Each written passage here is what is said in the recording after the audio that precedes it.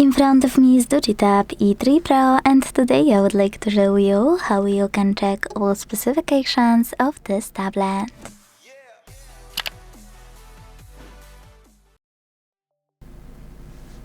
You need to start by opening Play Store and downloading free app called DevCheck Device and SystemInfo from FlartoDeveloper.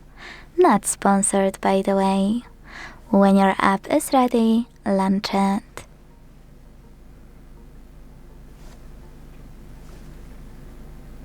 Now, thanks to it, you can learn all the information about your device's dashboard, hardware, system, battery, network, apps, camera, and sensors.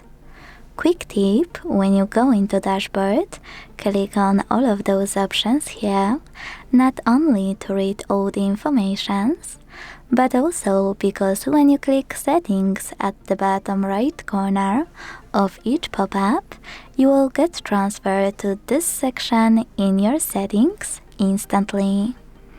You can also do that by clicking on gear icons at the top right corners. For example, here. Thanks so much for watching. If you enjoyed this video, don't forget to leave a like, comment, and subscribe. Bye!